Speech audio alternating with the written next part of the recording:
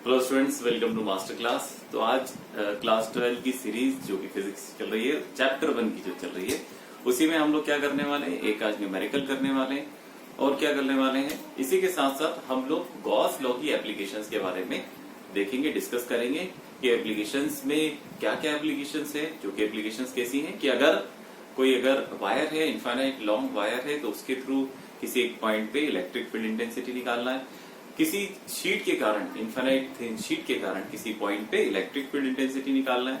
और एक जो तीसरा डेरिवेशन है वो क्या है कि अगर दो प्लेन शीट्स है, इनफाइनाइट प्लेन शीट्स हैं, थिन है, तो उनके कारण इलेक्ट्रिक फील्ड इंटेंसिटी निकालना है ना, ये पॉइंट। मगर सबसे पहले और एनसीईआरटी न्यूमेरिकल्स भी रहेंगे। सबसे पहले एक न्यूमेरिकल हम लोग करने वाले हैं जो कि एनसीईआरटी न्यूमेरिकल है। वो क्या है, इसे देखिए। क्या दिया है, बोला electric field components in the given figure are Ex is equal to alpha x की power 1/2 E by Ez is equal to 0 in which alpha is equal to 0, alpha is equal to 800 Newton पर centimetre, under root centimetre बोल सकते हैं या centimetre की power 1/2। Find the flux through the cube, ये जो cube दिया हुआ है इसके थ्रू फ्लक्स कितना जा रहा है, पहली चीज। दूसरा, the charge within the cube, assume A is equal to 0.1 metre, है ना।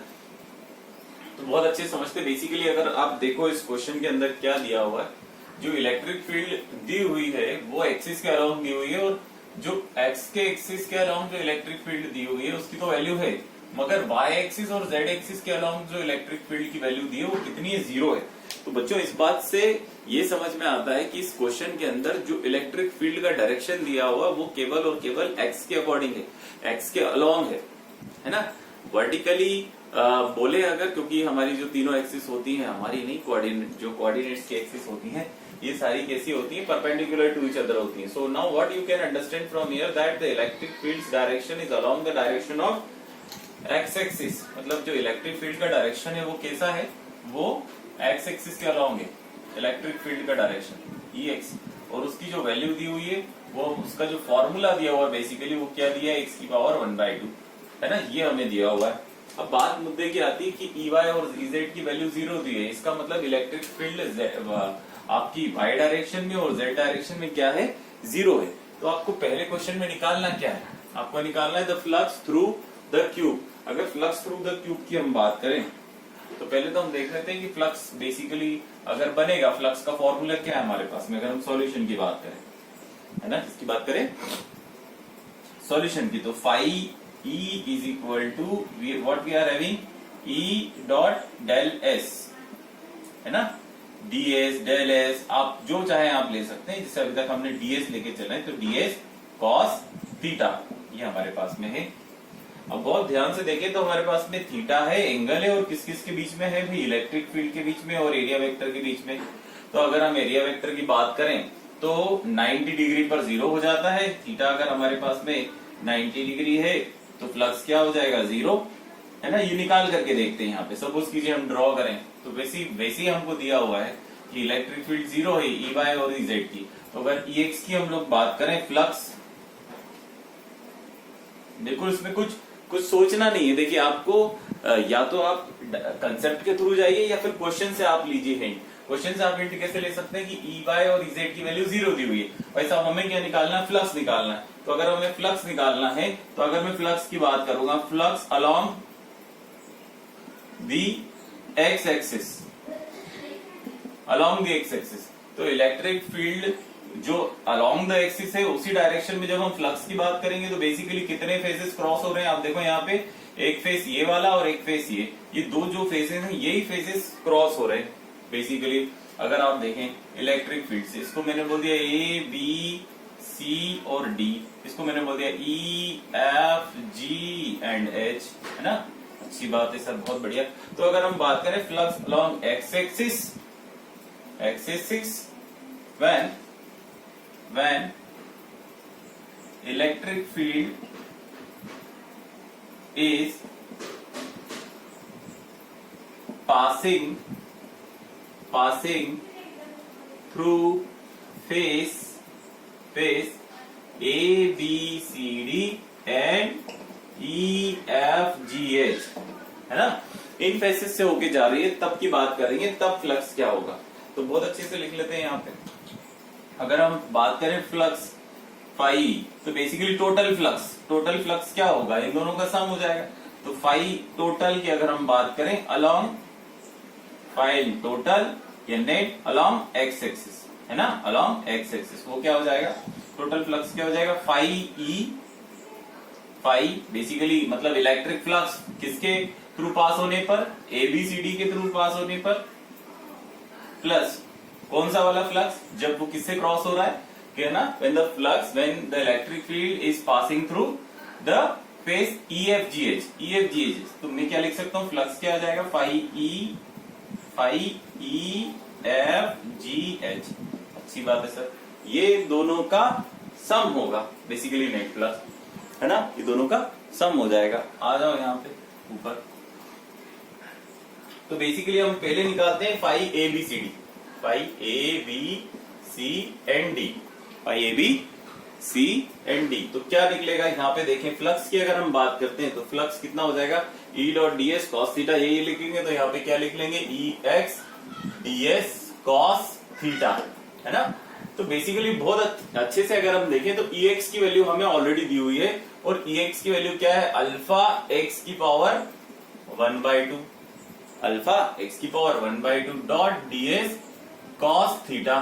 तो सर थीटा भी हमें पता होना चाहिए, तो थीटा क्या होगा, थीटा की अगर हम बात करें तो थीटा देखिए आप, एबीसीडी के लिए थीटा कितना बनेगा, देखिए जो फेस एबीसीडी है, एबीसीडी के लिए एरिया वेक्टर इस डायरेक्शन में जा रहा है, और इलेक्ट्रिक फील्ड किस डायरेक्शन में जा रही है, इस डायरेक्शन में। मतलब अगर मैं बोलूं कि एबीसीडी के लिए एरिया वेक्टर जा रहा है नेगेटिव एक्स डायरेक्शन में, तो इलेक्ट्रिक फील्ड उसी एबीसीडी फेस के लिए इलेक्ट्रिक फील्ड किस डायरेक्शन में जा रही है, एक्स डायरेक्शन में, पॉजिटिव एक्स डायरेक्शन में। तो दोनों के बीच का जो एंगल है वो कितना डिग्री बन रहा है, 180 डिग्री। ये कुछ इस तरीके से हो रहा है। अब देखिए ये इलेक्ट्रिक फील्ड, ये एरिया वेक्टर एन कैप और ये इलेक्ट्रिक फील्ड जा रही है ना, अलोंग एक्स एक्सिस। दोनों के बीच का एंगल कितना डिग्री बन रहा है, 180 डिग्री। ये चीज कहाँ हो रही है, यहाँ पर हो रही है ना, यहाँ पर इस एरिया में हो रही है।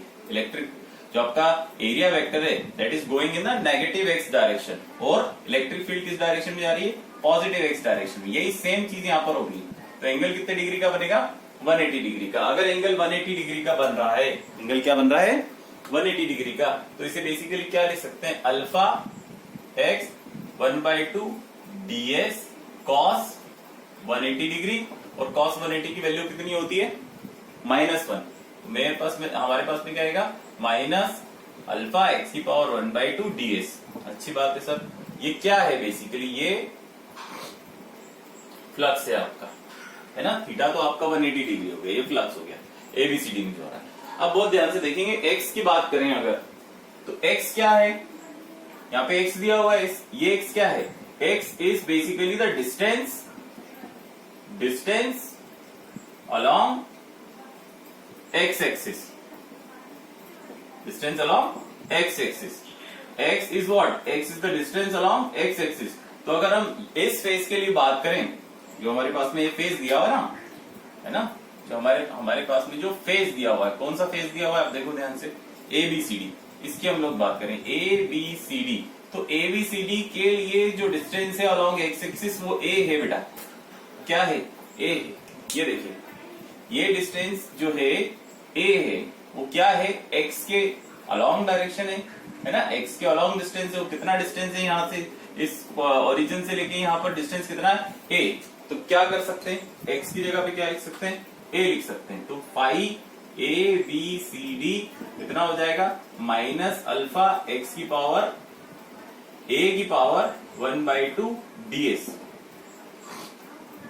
पक्की बात है ना। ये हमारे पास में एक चीज निकल के आ गई। अब हमें निकालना क्या है, ये पहली चीज। दूसरी चीज निकालना है phi E F G H. क्या निकालना, phi E F G H. तो phi E F G H निकाल लेते हैं। हाँ जी,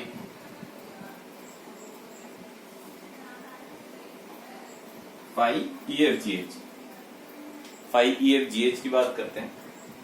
तो phi E F G H वो क्या हो जाएगा, देखिए एक्स के अलोंग तो है ही भाई। अगर हम ई एफ जी एच की बात करें तो ई एफ जी एच में जो इलेक्ट्रिक फील्ड है वो भी एक्स के अलोंग है, तो भाई आपके पास में जो कंपोनेंट है वो EX का लिखा आएगा फॉर्मूले में फ्लक्स के लिए, डॉट ds cos थीटा। बेटा यहाँ पे थीटा की अगर हम बात करते हैं तो थीटा क्या होगा, देखिए ये जो कंपोनेंट जा रहा है, ये एरिया वेक्टर जो जा रहा है, area vector that is along the direction of electric field. Electric field का डायरेक्शन और इस एरिया वेक्टर का डायरेक्शन दोनों कैसे हैं, सेम डायरेक्शन में है। तो यहाँ पे जो एंगल बनेगा वो एंगल कितना बनेगा, theta will be 0 degree. Theta कितना होगा, 0 होगा, है ना भाई। जो इलेक्ट्रिक फील्ड है और जो एरिया वेक्टर है दोनों के बीच में थीटा कितने डिग्री का बन रहा है, 0। किसके लिए, EFGH फेस के लिए, है ना, इस फेस के लिए। तो यहाँ पे अगर cos 0 की बात करेंगे तो cos 0 क्या हो जाएगा बेटा, cos 0 हो जाएगा 1। और EX की अगर हम बात करते हैं तो फॉर्मूला क्या दिया हुआ x के लिए, अल्फा x की पावर 1/2। तो मैं लिख सकता हूँ डायरेक्ट अल्फा x की पावर 1/2 डॉट ds, ये हमें दिया हुआ है ना। अगर यहाँ पे अभी भी ये चीज कंप्लीट नहीं हुई जैसा कि हमें पता भी था, है ना, अभी भी ये चीज कंप्लीट नहीं हुई। अब देखिए x क्या है, x तो डिस्टेंस अलोंग x एक्सिस है। तो इस फेज तक आने में इलेक्ट्रिक फील्ड को कितना डिस्टेंस कवर करना पड़ा, तो यहां से यहां तक a और यहां से यहां तक अगेन a, तो a प्लस a 2a। तो x का डिस्टेंस क्या हो गया, तो x कितना हो गया यहाँ पे, x is equal to a plus a is equal to 2a। तो आप यहाँ पे लिख देंगे अल्फा 2a की पावर 1/2 डॉट ds। ये आपके पास में आ गया, ये सेकेंड इक्वेशन हो गई आपकी। ये क्या हो गई, सेकेंड इक्वेशन हो गई। आ जाइए, तो जैसा अभी पढ़ा था कि भाई हमें क्या निकालना, हमें तो नेट फ्लक्स निकालना है। तो नेट फ्लक्स क्या हो जाएगा हमारे पास में, ये a+2। तो a+2 आप अगर देखो तो मैं अगर इस पॉजिटिव वाले को पहले रख लेता हूं, है ना, थोड़ा आसान हो जाता। अल्फा 2a की power 1/2 dot ds minus alpha a to the power 1/2 ds। ये हो रहेगा अल्फा 2a की power 1/2 ds minus alpha a to the power 1/2 ds। अच्छी बात है सर, ये हमारे पास में x के अलाउंग आ गया, ठीक है। अब यहाँ पे बहुत ध्यान से देखो आप, अल्फा की वैल्यू कितनी दी हुई है। अल्फा की वैल्यू अगर बहुत ध्यान से देखें तो अल्फा की वैल्यू कितनी दी हुई है भाई साहब, ये अपने पास में 2a है और ये है अल्फा। अल्फा को अगर हम कॉमन निकाल लें, अल्फा को कॉमन निकाल लेंगे क्या भाई, अल्फा को कॉमन निकाल लेते हैं तो अल्फा कॉमन आ गया। अंदर क्या मिलेगा आपको, 2a की पावर 1/2 और मेरे ख्याल से a भी दिया हुआ है। ये a की वैल्यू दी है कि अल्फा की दी है, ये हमें अल्फा की वैल्यू दी हुई है। सर खुद कंफ्यूज हो गए हो, ये a की वैल्यू दी हुई है। अच्छी बात है, सारी वैल्यूज रखते जाएंगे। आइए, अल्फा की वैल्यू 800 कॉमन निकाल लेंगे यहां से अल्फा, अंदर क्या बचेगा 2a, a मतलब 0.2 है ना, 0.1 का square 1/2 square root ds minus ये ds भी बाहर निकाल लेते हैं, ds कॉमन है तो ds बाहर निकाल लेते हैं। अगर हम ds की बात करें, अच्छा ds मतलब क्या हो गया बेटा, ये क्या है हमारे पास में एरिया, ये क्या है एरिया, तो इसे भी बाहर निकाल लेते हैं। माइनस अल्फा, अगेन अल्फा तो बाहर आ गया, कोई दिक्कत नहीं। a की पावर a मतलब 0.1, तो 0.1 की पावर 1/2 ds बाहर निकाल लो यहाँ पर। ds क्या है बेटा, ये ds यहाँ से और यहाँ से कॉमन निकाल लिया, तो ds बेसिकली है क्या, एरिया। और स्क्वायर का एरिया क्या होता है, a स्क्वायर। तो a स्क्वायर मतलब कितना, 0.1 का स्क्वायर, 0.1 का स्क्वायर। आया समझ में कैसे करना है भाई, है ना, कैलकुलेशन, कोई दिक्कत नहीं, कोई परेशानी नहीं। आ जाइए, चलिए अब इसको सॉल्व करना है भाई साहब, क्या करना है, सॉल्व करना है। तो हमारे पास में ये 800, ये 0.2 नहीं होगा, हाँ 0.2 की पावर 1/2 माइनस 0.1 की पावर 1/2 और 0.1 का स्क्वायर। हाँ भाई, पॉज करेंगे, कैलकुलेशन करेंगे और बताएंगे इसकी वैल्यू क्या होगी, है ना।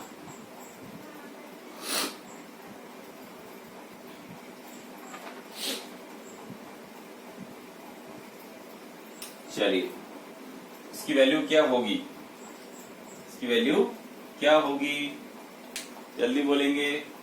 अच्छी बात है, मेरे ख्याल से आपने करके भी देखा होगा, पॉज करके वीडियो, है ना, तो इसकी वैल्यू जो आपकी फाइनली निकल के आएगी वो क्या, आप इसको ऐसा कर सकते हैं, कैसा कर सकते हैं, 0.2 की पावर 1/2 तो स्क्वायर रूट, 0.1 की पावर 1/2 तो स्क्वायर रूट, है ना। इस तरीके से हम इस चीज को कर सकते हैं। आपके पास जो वैल्यू आएगी वो आएगी 1.05, क्या जाएगी 1.05। अगर फ्लक्स है तो फ्लक्स के लिए कितना आ जाएगा भाई, फ्लक्स के लिए यूनिट क्या बताएगी, phi E is equal to E dot ds, E के लिए न्यूटन पर कूलम, ds मतलब मीटर स्क्वायर, है ना। तो ये क्या आ जाएगी, newton metre square coulomb inverse, ये आ गया मेरे पास में फाई नेट, ये वैल्यू आएगी आपकी, है ना 1.05। तो ये वैल्यू आएगी आपको कैलकुलेशन करने के बाद में। अब देखिए सेकंड क्या दिया हुआ है, सेकंड बोल रहा है charge within the cube, charge निकालना है, क्या निकालना है, चार्ज। तो बहुत सिंपल है, तो ये विद इन द क्यूब की बात कर रहे हैं, किसी बात कर रहे हैं बेटा, है ना, what he is talking about, basically with in the cube. अगर इस क्यूब की बात करें तो क्यूब क्या है, क्लोज सरफेस है, क्यूब क्या है, क्लोज सरफेस है। तो अगर क्लोज सरफेस है तो उसके लिए तो हमें क्लोज सरफेस के लिए हमें जो फॉर्मूला दिया हुआ है वो गॉस साहब ने दिया है, और गॉस साहब ने क्या फॉर्मूला दिया है, that is phi E is equal to q upon epsilon naught, ये है हमारे पास। ये फाई क्या है, नेट है हमारे केस में, क्या है इस क्वेश्चन के हिसाब से फाई नेट जो हमने निकाला, और वो कितना निकाला 1.05। अगर एप्सिलॉन नॉट की वैल्यू बात करें, एप्सिलॉन नॉट की वैल्यू कितनी हो जाती है बेटा, एप्सिलॉन नॉट की वैल्यू कितनी हो जाती है 8.85 इंटू 10 टू द पावर -12, आपका आंसर आ जाएगा। अब मल्टीप्लाई करेंगे आपका आंसर आ जाएगा, और आंसर क्या आएगा जब मल्टीप्लाई करेंगे, मेरे ख्याल से 9.75 इंटू 10 टू द पावर -12, ये चार्ज आएगा इतना कूलम का।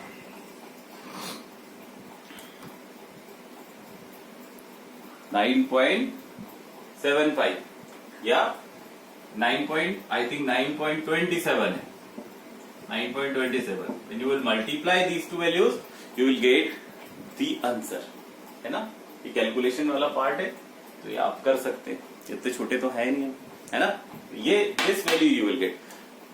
जो बताने की बात थी वो क्या थी कि कैसे अप्रोच करना है क्वेश्चन को, अप्रोच कैसे करना है, क्या रीजन है जिनके थ्रू, और क्या हिंट्स हैं जिनके थ्रू हम क्वेश्चन को क्लिक करते हैं या क्वेश्चन को प्रोसेस करते हैं, है ना, वो बात बताने की इंपॉर्टेंट होती है। Calculation, you guys are in 12th class, definitely you will be able to do the multiplication, division, something like this, na. So I'm not here to tell you that how the multiplication you will do, but why I'm here to tell you that how you will have to take out the hint to solve the question, है ना।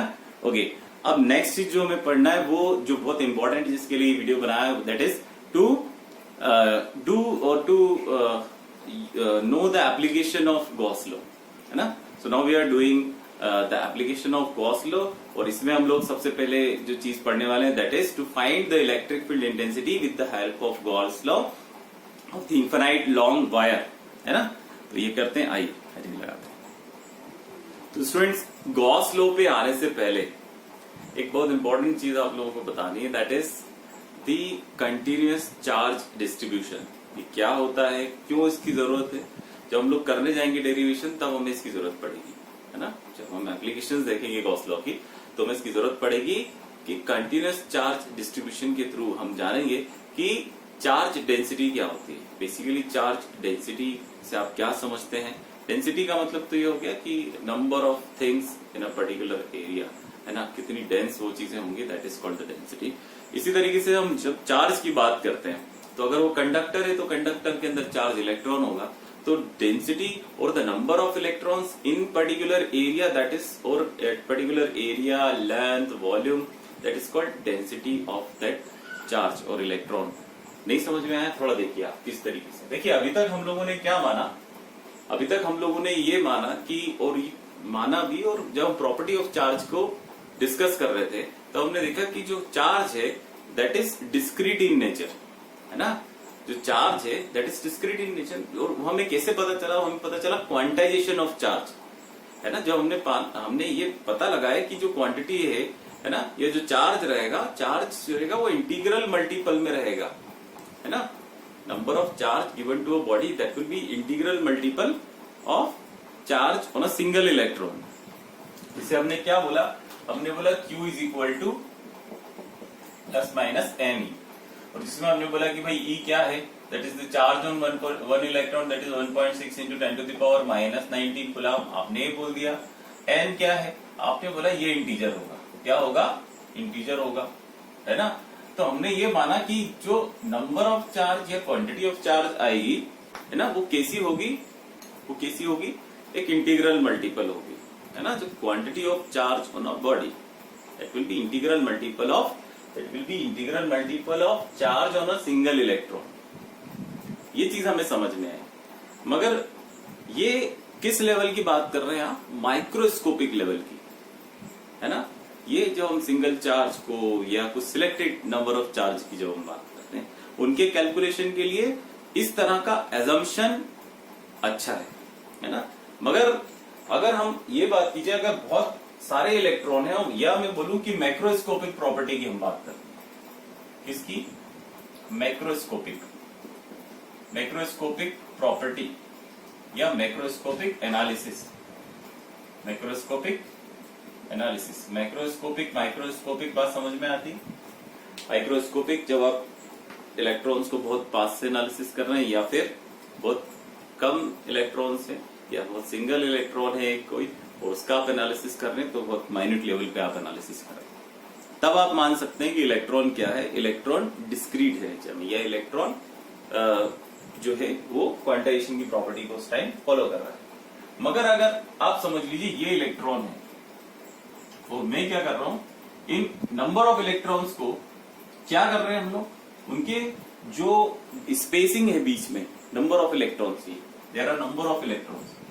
Now as you can see there, if you will see there, they will look discrete in nature. कैसे लग रहे हैं, अगर ये electrons है बहुत सारे, तो डिस्क्रीट लग रहे हैं बिल्कुल.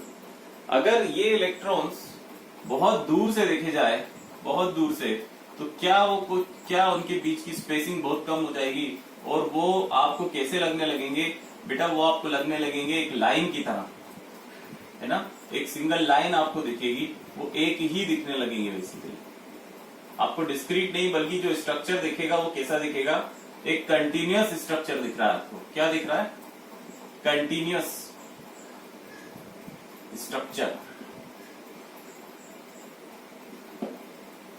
एक कंटिन्यूअस स्ट्रक्चर. तो जब मैक्रोस्कोपिक प्रॉपर्टी की बात की जाती है, आपने इलेक्ट्रॉन दिया, आपने चार्ज दिया, बेसिकली जब किसी बॉडी को चार्ज दी, तो चार्ज उस बॉडी में क्या हो जाते हैं, यूनिफॉर्मली डिस्ट्रीब्यूट हो जाते हैं. क्या हम बता सकते हैं क्या, ओ ये देखो ये चार्ज यहाँ पर है, ये चार्ज यहाँ पर है, ऐसा हम बता सकते हैं? नहीं, हम लोग, ये इम्प्रैक्टिकल है. आप इस चीज को बता ही नहीं सकते कि कौन सा चार्ज कहाँ रिसाइड कर रहा है ना. तो हम एज अ होल कंसिडर, जिसे हम कंटिन्यूअस चार्ज डिस्ट्रीब्यूशन बोलते हैं. The charge is distributed uniformly on the body, and macroscopically या बड़े स्तर पर आप उसका एनालिसिस कर रहे हैं, है ना. तब उसे क्या नाम दिया गया, इस प्रॉपर्टी से क्या नाम दिया, इसे नाम दिया गया continuous charge distribution. Continuous charge distribution, क्या नाम दिया इसे, कंटिन्यूअस चार्ज डिस्ट्रीब्यूशन, है ना. कंटिन्यूअस चार्ज डिस्ट्रीब्यूशन में हम चार्ज की डेंसिटीज की बात करते हैं. किसकी, चार्ज डेंसिटीज. किसकी बात करते हैं बेटा, चार्ज डेंसिटी. और जब चार्ज डेंसिटी की बात होती है, तो चार्ज की कुछ स्पेसिफिक डेंसिटीज की हम बात करते हैं. स्पेसिफिक डेंसिटीज में कुछ स्पेसिफिक सिमेट्री के लिए चार्ज की डेंसिटी डिफाइंड है आपकी बुक में. और स्पेसिफिक सिमेट्री क्या क्या है, एक लाइन चार्ज डेंसिटी है, लाइन चार्ज डेंसिटी. दूसरा आपके पास में क्या है, लाइन चार्ज डेंसिटी या फिर area charge density, area charge density. और थर्ड वन है वॉल्यूम चार्ज डेंसिटी. क्या है, वॉल्यूम चार्ज डेंसिटी. ये तीन तरह की डेंसिटीज डिफाइंड है हमारे कोर्स में, फिजिक्स में. इनकी हम चर्चा कर लेते हैं. बेसिकली क्या लाइन चार्ज डेंसिटी होगी और क्या वॉल्यूम चार्ज डेंसिटी होगी, आ जाएगी, या एरिया चार्ज डेंसिटी. फटाफट अगर हम पहली चीज की बात करें that is line charge density, पहली चीज बात करें लाइन चार्ज डेंसिटी, एलसीडी है। एलसीडी का मतलब ये नहीं हो गया कि आपके लिक्विड क्रिस्टल डिस्प्ले है, एलसीडी मतलब यहाँ पे मैंने शॉर्टकट लिखा है, शॉर्ट नाम लिखा है that is linear charge density या लाइन चार्ज डेंसिटी, है ना। तो यहाँ पे हमारे लिए तो एलसीडी क्या है, लाइन चार्ज डेंसिटी। बेसिकली अगर सपोज कीजिए बहुत बड़ा एक कंडक्टर है, बहुत बड़ा एक कंडक्टर है, क्या है बेटा, कंडक्टर है, और इस कंडक्टर को आपने चार्ज दिया और सपोज किसी से चार्ज दिया वो प्लस चार्ज दे दिया, तो अगर इसे चार्ज दिया तो ये नंबर ऑफ चार्जेस, बहुत सारे चार्जेस इस पे क्या हो गए, डिस्ट्रीब्यूट हो गए, कैसे हो गए, डिस्ट्रीब्यूट हो गए और यूनिफॉर्मली डिस्ट्रीब्यूट हो गए। उसमें से हमने कोई सा भी एक एलिमेंट कट किया, कोई सा भी एक एलिमेंट कट किया और इस एलिमेंट की लेंथ मैंने ले ली बेटा डेल एल, क्या ले ली, डेल एल, है ना, डेल एल। तो इस एरिया में आने वाले चार्ज मान लिए डेल क्यू है, क्या है, डेल क्यू। तो ये कोई एक सिंगल चार्ज को रिप्रेजेंट नहीं कर रहा बल्कि उस एलिमेंट में आने वाले नंबर ऑफ चार्जेस को रिप्रेजेंट कर रहा है, कौन, डेल क्यू। तो this is what, this is the ratio, this particular ratio is denoted by charge per unit length. This ratio is known as linear charge density and this is denoted by lambda. इससे lambda से denote करते हैं, आई बात समझ में, है ना। और इसकी यूनिट क्या होती है, कूलाम मीटर, इसकी यूनिट क्या होती है, कूलाम मीटर, कूलाम मीटर। तो ये जो number of charges per unit length आ रहे हैं, पर यूनिट लेंथ मतलब आपने छोटे छोटे सेक्शन बना दिए, उस सेक्शन में से, उस पर्टिकुलर छोटी सी लेंथ में से कितने नंबर ऑफ चार्जेस हैं, वो चार्ज की डेंसिटी उस यूनिट लेंथ के लिए या उस एलिमेंट के लिए क्या कहलाएगी, लीनियर चार्ज डेंसिटी कहलाएगी। इसे लैम्डा से डिनोट करते हैं, समझ में आया, अच्छी बात। आगे चलिए, देखिए नेक्स्ट है हमारे पास में एरिया चार्ज डेंसिटी, क्या है, area charge density, area charge density. Area charge density की बात करते हैं, बिल्कुल अब थोड़ा क्लू आपको मिल ही गया होगा कि अब क्या चीजें आने वाली हैं। एरिया चार्ज डेंसिटी, है ना। एरिया चार्ज डेंसिटी, सपोज कीजिए मेरे पास में एक 2D फिगर है इस तरीके का, और एरिया तो 2D का ही होगा, जो चीज प्लेन में होगी, इसे छोटे छोटे एलिमेंट्स में डिवाइड कर लिया, छोटे एलिमेंट्स में डिवाइड कर लिया, बहुत बढ़िया सा, बहुत बढ़िया। और इसको आपने चार्ज दे दिया, इसको आपने चार्ज दे दिया भाई साहब, क्या दे दिया आपने, इसको चार्ज दे दिया, इसमें चार्जेस डिस्ट्रीब्यूट हो गए, क्या हो गए, चार्जेस डिस्ट्रीब्यूट हो गए, ये चार्जेस डिस्ट्रीब्यूट हो गए भाई साहब, पॉजिटिव चार्ज दे रहा हूं मैं यहाँ पे, आप कोई दूसरा भी चार्ज दे सकते हो। तो आप ध्यान से देखिए, जब आपने इसको चार्ज दे दिया, कैसी तरीके के चार्जेस हर जगह होंगे, है ना, कहीं कम कहीं ज्यादा होंगे। आप क्या कीजिए, एक छोटी सी एरिया ले लीजिए, छोटी सी एरिया नहीं होता है, इसका जेंडर चेंज कर दिया, छोटा सा एरिया ले लीजिए, क्या ले लिए, छोटा सा एरिया। तो एक छोटा सा एरिया हमने ले लिया यहाँ पर, सपोज कीजिए ये एरिया मैंने लिया, इस पर भी चार्ज हो गया यहाँ पर, क्योंकि वो चार्ज तो यूनिफॉर्मली डिस्ट्रीब्यूटेड हो गया, आपने इसको चार्ज कर दिया भाई साहब, क्या कर दिया, चार्ज दे दिया। और चार्ज कौन सा दे दिया, पॉजिटिव, किसको दे दिया, एक शीट को, शीट कैसी है, कंडक्टर।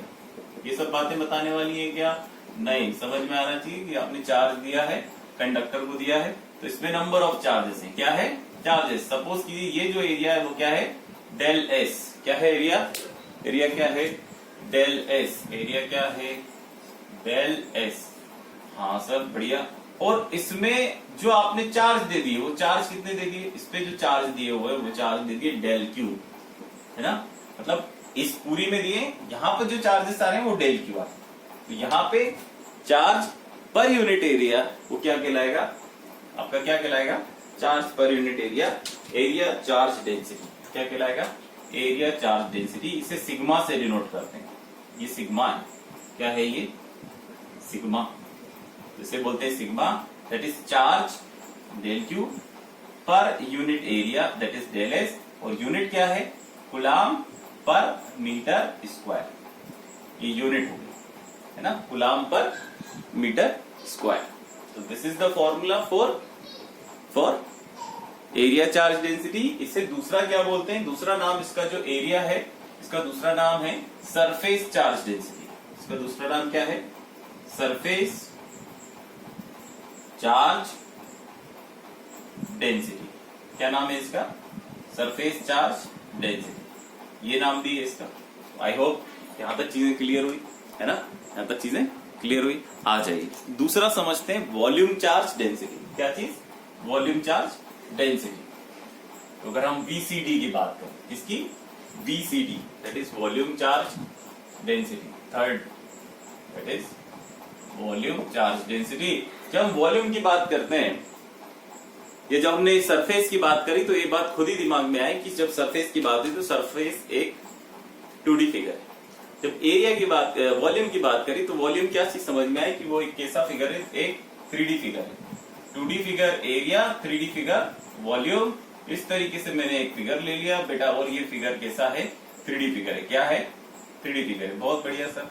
इस 3D बॉडी को जब आपने क्या दे दिया, चार्ज दे दिया, और चार्ज आपने दे दिया भाई साहब, क्या दिया, चार्ज, और बॉडी कंडक्टर है, तो इसके किसी एक वॉल्यूम में छोटा सा, इसको बहुत सारे वॉल्यूम के सेक्शन बना लिए, मैंने एक छोटा सा वॉल्यूम लिया इसका। क्या लिया, छोटा सा वॉल्यूम लिया। क्या लिया, वॉल्यूम लिया। इसके बड़े वॉल्यूम में से छोटा सा वॉल्यूम लिया, और वो वॉल्यूम क्या लिया, वो वॉल्यूम लिया मैंने ये, और इस वॉल्यूम को नाम क्या दे दिया, डेल वी। क्या नाम दे दिया, डेल वी। और इस पे जो चार्ज है वो मान लिया हमने क्या दिए, डेल क्यू। क्या है, डेल क्यू। वॉल्यूम माना V है ना, suppose the volume is V and you are taking very small volume, छोटा सा volume, that is del V. In that volume, number of charges are del Q. Then what will be the volume charge density at that particular volume is denoted by lambda sigma, and now this is rho. This is rho. This is rho. R-H-O. Rho. And that what? Charge per unit volume. Charge per unit volume. Lambda sigma. Now this is rho. So when there is a volume charge density is denoted by rho. And what is that? Charge per unit volume. And what is the unit? That is coulomb per cubic meter. ये unit है। ये हमारे पास में formula हो गया है ना, समझ गए आप कि बेसिकली वॉल्यूम चार्ज डेंसिटी क्या हो गई, लीनियर चार्ज डेंसिटी क्या होगी, एरिया चार्ज डेंसिटी क्या होगी, उनकी यूनिट भी समझ ली। क्यों ये इंपॉर्टेंट था, क्योंकि इसका यूज करने वाले हैं। अब जो डेरिवेशन आएगा that is to find the electric field intensity with the help of Gauss law, है ना। We will use the Gauss law in that, but with by what, because of the line, infinite line charge conductor. एक conductor है जो infinite length का, आप समझ लीजिए, वो चार्ज जो है वो पॉजिटिवली भी हो सकता है, नेगेटिवली चार्ज हो सकता है। हम यहाँ पे उसे पॉजिटिवली चार्ज करेंगे और उसके बाद में वहां से किसी एक सर्टेन डिस्टेंस पर इलेक्ट्रिक फील्ड इंटेंसिटी निकालेंगे। आइए इसका डेरिवेशन करते हैं, है ना। तो आइए हमें डेरिवेशन देखना है, और डेरिवेशन क्या है, दैट इज बेसिकली क्या है, एप्लीकेशन ऑफ गॉस लॉ में आती है। और क्या है, to find the electric field intensity due to infinite long conductor और वायर। तो एक कंडक्टर है और वो वायर कैसा है, या वो कंडक्टर कैसा है, इनफाइनाइट लेंथ का है।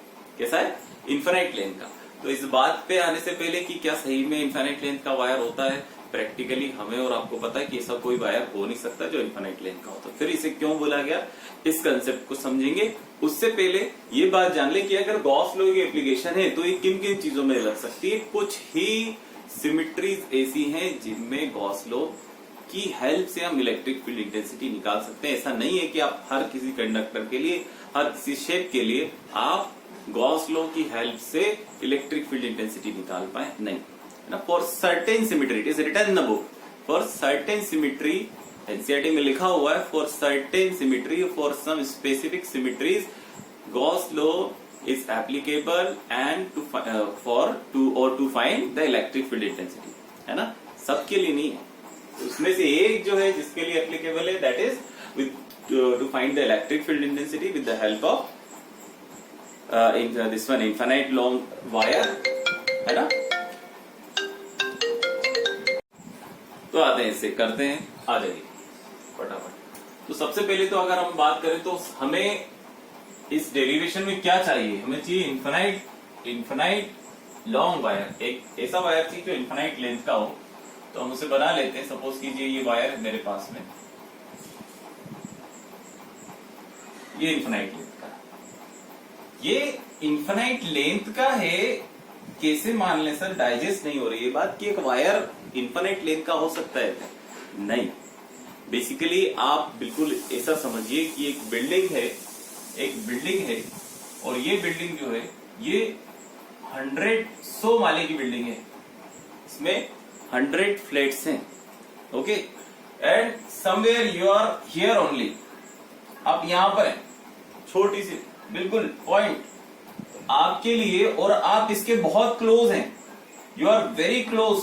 मैं आपको एक कंपैरिजन बता रहा हूं, मैं आपको चीज बता रहा हूं कि क्यों ऐसा बोला गया कि for a infinite length of wire you have to find out this point is very close to this wire and this wire is such a long wire।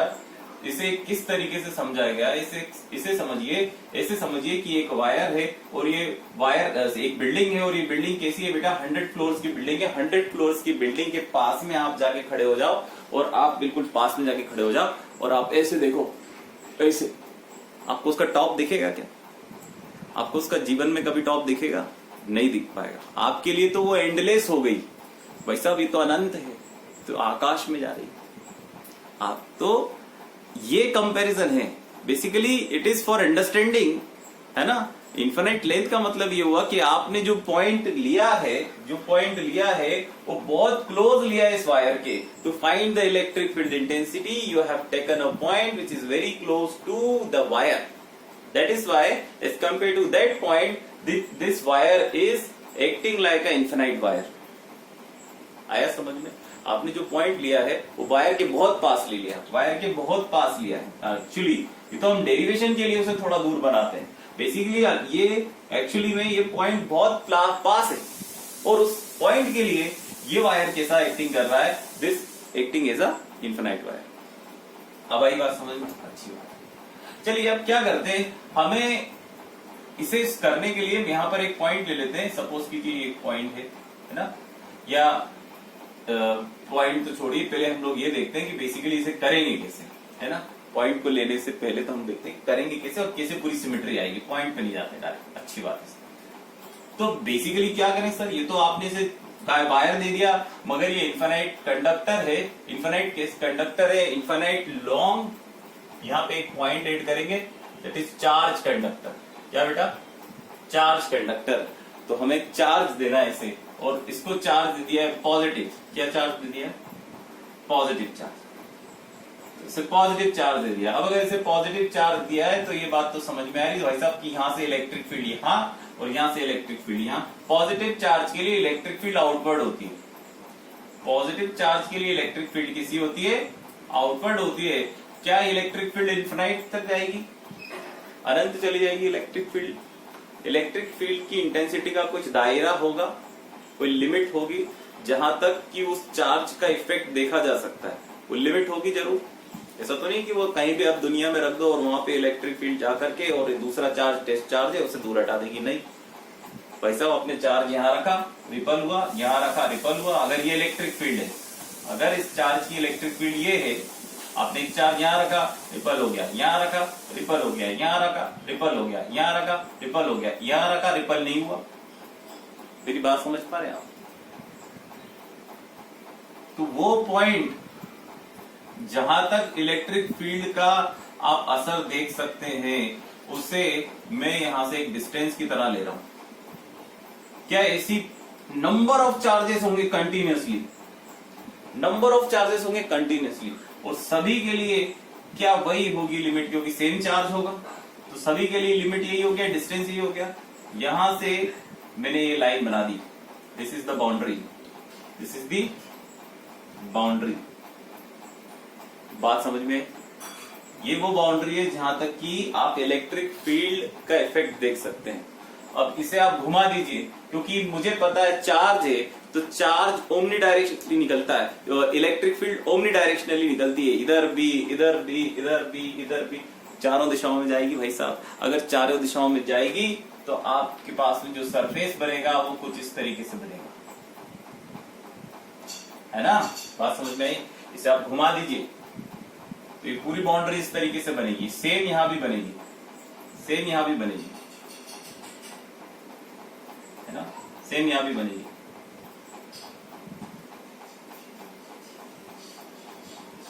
अभी आई बात समझ में? आपको जो बुक में सिलेंडर दिखता है ना, वो सिलेंडर ऐसे आता है, ये है वो सिलेंडर बेसिकली। और ये सिलेंडर बेसिकली सिलेंडर नहीं है, ये गॉसियन सरफेस है या गॉसियन सिलेंडर बोल सकते हैं आप। गॉसियन क्लोज्ड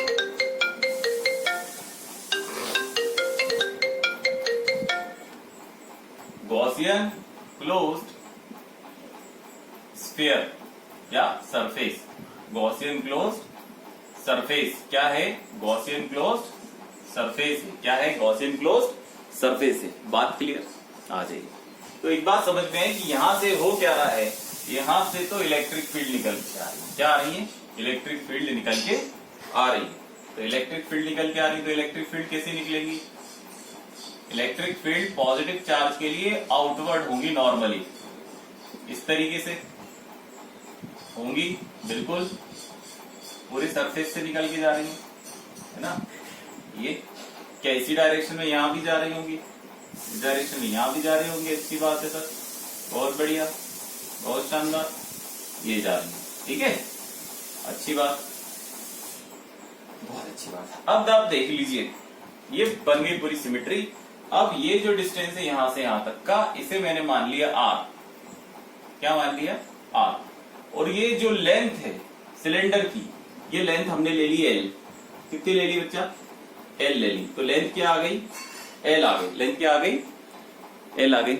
बात क्लियर आ जाएगी। और हमें क्या निकालना? हमें तो इलेक्ट्रिक फील्ड इंटेंसिटी निकालनी है सर। इलेक्ट्रिक फील्ड इंटेंसिटी निकालनी है। मैंने आपको क्या बोला? ये गॉस की एप्लीकेशन है। गॉस की एप्लीकेशन है तो फॉर्मूला गॉस का यूज होना ही होना है। ट्रिक दिमाग में यही चलना चाहिए। कहां होगा? बस ये पॉइंट देखना। सबसे पहले तो ये देखिए कि अगर हम बात करें total flux coming out from the cylinder, इस सिलेंडर से कितना फ्लक्स बाहर आ रहा है, तो आप इसके अलग अलग सरफेसेस बना सकते हैं। जैसे कि अगर हम बात करें, ये जो आपको अपर सर्कुलर सरफेस दिख रहा है, अपर सर्कुलर सरफेस, इसे मैंने बोल दिया S1। लोअर सर्कुलर सरफेस है, इसे मैंने बोल दिया S2। और ये जो आपको कर्व्ड सरफेस दिख रहा है, इसे हमने बोल दिया S3। इसे क्या बोल दिया? S3। So now there are three surfaces. तो तीनों सरफेसेस के सम को ही तो हम बोलेंगे टोटल फ्लक्स। तो अगर मैं टोटल फ्लक्स की बात करूं फाई नेट की, तो फाई नेट क्या हो जाएगा? Phi 1 plus phi 2 plus phi 3, है ना। अगर हम फाई 1 की बात करें तो फाई 1 क्या होगा? फाई 1 कहां पे होगा? सरफेस S1 के लिए। फाई 1 क्या होगा? सरफेस S1 के लिए। सरफेस S1 ये है हमारे पास में, अपर वाला। अगर इस सरफेस की बात करें तो इससे फ्लक्स क्या निकल रहा है? फ्लक्स की अगर हम बात करते हैं तो फ्लक्स का फॉर्मूला क्या होता है हमारे लिए? फ्लक्स का फॉर्मूला क्या होता है? मैं देखिए 1 बाय 1 हम चलेंगे। फाई 1 निकालना है। फाई 1 फ्लक्स के लिए फॉर्मूला क्या हो जाएगा? E dot ds cos theta. E dot ds cos theta. मान लिया इसका जो सरफेस एरिया है वो ds है। क्या है? ds है। बात क्लियर? अच्छी बात है ना। यहां से अगर मैं बात करूं इलेक्ट्रिक फील्ड कैसी जा रही है, so this is the direction of electric field. This is the direction of electric field. तो ये हमारे पास में E हो गई, एरिया ये हो गया। अगर ये एरिया है जो कि ये दिया हुआ है सर्कुलर एरिया, ये वाला, अगर ये एरिया है, अगर ये सर्कुलर एरिया, तो इसका सरफेस एरिया भी होगा। और सरफेस एरिया कैसा होता है? सरफेस एरिया कैसा होता है भाई साहब? सरफेस एरिया होता है सरफेस के परपेंडिकुलर। तो सरफेस के परपेंडिकुलर इसका सरफेस एरिया एंड कैप ले लीजिए आप। और ये कैसा है बेटा? 90 डिग्री एंगल पे है इलेक्ट्रिक फील्ड के साथ में। कितने का एंगल बना रहा है? 90 डिग्री का। तो बेसिकली यहाँ पे जो थीटा है आपके पास में, वो थीटा कितना है? 90 डिग्री। तो आप कुछ भी कर लीजिए, आपका cos थीटा की वैल्यू कितनी है बेटा? cos 90। तो cos 90 मतलब 0। तो ये टोटल टर्म क्या हो जाएगी? 0। That is phi 1। वही अगर फाई 2 की बात करें, किसकी बात करें? फाई 2 की, सो फाई 2 मतलब नीचे वाला सरफेस ले लीजिए, नीचे वाला सरफेस ले लीजिए। अब इस सरफेस के लिए अगर बात करें, देखिए इस सरफेस के लिए अगर हम बात करें नीचे वाला, तो इस सरफेस के लिए इसका सरफेस एरिया भी तो नीचे होगा। इसका सरफेस एरिया का जो वेक्टर है दैट इज यूनिट वेक्टर और डायरेक्शनल वेक्टर आप बोल लीजिए, वो कैसा है, वो एनकेएफ है और कैसा है, वो इलेक्ट्रिक फील्ड के परपेंडिकुलर है। यहाँ पर भी तो कितने डिग्री का एंगल बन गया बेटा, 90 डिग्री का। तो अगेन यहाँ भी थीटा कितना, 0। यहाँ ओ सॉरी थीटा कितना, 90। थीटा कितना, 90। तो थीटा अपना 90 डिग्री। तो अगर हम फॉर्मूला लगाएंगे तो कितना आ जाएगा, ई डी एस कॉस 90। तो कॉस 90 की वैल्यू कितनी होती है, कॉस 90 की वैल्यू होती है 0। तो ये टोटल टर्म भी क्या हो गई, 0। तो फ्लक्स भी क्या हो गया, 0। अब मुद्दे की बात पे आते हैं जिसे हमें करना है, वो ये कि हम फाई 3 निकालना है। फाई 3 मतलब कर्व्ड सरफेस के लिए फ्लक्स निकालना है। तो कर्व्ड सरफेस के लिए फ्लक्स निकालना है, बहुत अच्छी बात सर, बिल्कुल निकालते हैं। बताओ इलेक्ट्रिक फील्ड कहाँ है, तो सर ये इलेक्ट्रिक फील्ड है कर्व्ड सरफेस के लिए जो बाहर की तरफ जा रही है ना। इलेक्ट्रिक फील्ड कैसी जा रही है, बाहर की तरफ जा रही है, ये इलेक्ट्रिक फील्ड गई, अच्छी बात है सर। सर फ्लक्स निकालना है तो एरिया वेक्टर भी बताओ, एरिया वेक्टर कहाँ है सर, एरिया वेक्टर कैसा है, अगर ये कर्व्ड सरफेस है, ये कर्व्ड सरफेस है, बहुत ध्यान से देखो, ये कर्व्ड सरफेस है ना, ये सरफेस कर्व्ड है ना, इसका एरिया वेक्टर कैसा जा रहा है, ये भी along the direction of electric field जा रहा है ना, तभी तो परपेंडिकुलर होगा इस सरफेस के, ये एरिया वेक्टर परपेंडिकुलर होगा एन के होगा, और वो कैसा जा रहा है, वो along the direction of electric field जा रहा है। बेटा एंगल कितना डिग्री का है, 0 डिग्री का। तो अगर हम फाई 3 की बात करें, किसकी बात करें, फाई 3 की, तो फाई 3 की जब हम बात करेंगे, या फ्लक्स जो है वो कितना आएगा कर्व सरफेस से, that is E dot D S cos 0। तो कॉस 0 की वैल्यू 1, तो यहाँ पे कितना आ गया, ई डॉट डी एस, कितना आ गया, ई डॉट डी एस। अच्छी बात है सर। अगर हम टोटल फ्लक्स, ये तो आपने डीएस मतलब ये जब डीएस लिखा मैंने, तो बेसिकली ये डीएस क्या है, छोटा सा एरिया, छोटा सा आपने कर्व सरफेस एरिया ले लिया। तो टोटल के लिए आप क्या लिखेंगे, टोटल फाई 3 टोटल मतलब ईडीएस क्या हो जाएगा, इंटीग्रेशन करोगे आप, तो बेसिकली डीएस क्या आ जाएगा, 4 2 पाई। समझो किस तरीके से ये कर्व सरफेस है, डीएस भी curve surface area. Curve surface area का फॉर्मूला क्या हो जाएगा बेटा, सिलेंडर है, सिलेंडर के कर्व सरफेस एरिया का फॉर्मूला क्या होता है, 2 pi r L, 2 pi r L. ये फाई 3 है, कितना है, फाई 3। अच्छी बात है ना, ये हमारा फ्लक्स थी। तो बेसिकली अगर मैं टोटल फ्लक्स की बात करूं, तो टोटल फ्लक्स क्या हो जाएगा भाई, आ जाओ यहाँ पे, टोटल फ्लक्स क्या हो जाएगा, टोटल फ्लक्स मतलब फाई 1 0, फाई 2 0, और ये कितना आया, फाई 3, ई 2 पाई आर एल। अच्छी बात है सर, अच्छी बात है, बढ़िया। तो बेसिकली फाई अगर क्या है, फाई इज इक्वल टू कितना, ई 2 पाई आर एल। अच्छी बात है सर। इक्वेशन 1 हमें गॉस लॉ की हेल्प से क्या पता है, अभी आप यूज करेंगे गॉस लॉ। हमें पता है flux phi E is equal to कितना होता है, क्यू अपॉन एप्सिलॉन नॉट। से दिस इज इक्वेशन सेकंड, दोनों को इक्वेट करेंगे, इक्वेट करेंगे तो क्या मिलेगा, q upon epsilon naught is equal to E dot 2 pi r l. तो अगर 2 पाई आर एल है, बेसिकली क्या है, 2 पाई आर एल है, इलेक्ट्रिक फील्ड इंटेंसिटी तो निकालनी थी। तो इलेक्ट्रिक फील्ड इंटेंसिटी जब निकालेंगे तो फॉर्मूला क्या बनेगा, आ जाओ, इलेक्ट्रिक फील्ड इंटेंसिटी यहां से, that is E is equal to Q upon 2 pi r l epsilon naught, ये चीज है। अब देखिए आपने ये बेसिकली ये जो वायर है, क्या है, वायर है, तो वायर पे चार्ज दिया, तो इस चार्ज पे चार्ज डेंसिटी भी होगी भाई, वायर है, चार्ज वायर है, उसकी डेंसिटी भी होगी। और चार्ज वायर की अगर लीनियर चार्ज डेंसिटी की बात करें तो इसे हम लैम्डा से शो करते हैं, और क्या लिखते हैं, चार्ज पर यूनिट लेंथ। क्या लिखते हैं, चार्ज पर unit length, Q upon L. यहां से क्यू की वैल्यू निकलेगी, क्या निकलेगी, क्यू की वैल्यू, और कितनी आ जाएगी, q is equal to lambda l. इस वैल्यू को यहां पुट कर दीजिए तो आपको इलेक्ट्रिक फील्ड क्या मिल जाएगी, E is equal to lambda l upon 2 pi r l epsilon naught. L ने एल को काट दिया, एल ने एल को काट दिया तो इलेक्ट्रिक फील्ड क्या आ गई आपके पास में, lambda upon 2 pi epsilon naught are.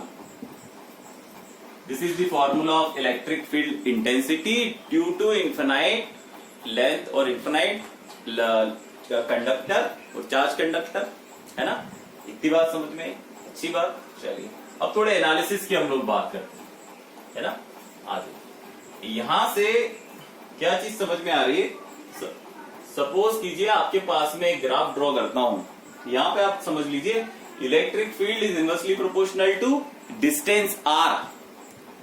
Electric field means E is inversely proportional to R. समझ में आ रहा है. ये देखिए ये E है, ये इनवर्सली प्रोपोर्शनल R हो गया. मतलब जैसे जैसे डिस्टेंस बढ़ेगा, जैसे जैसे आप दूर होते जाएंगे इस चार्ज कंडक्टर से, इलेक्ट्रिक फील्ड इंटेंसिटी की वैल्यू क्या होती जाएगी बेटा, कम होती जाएगी.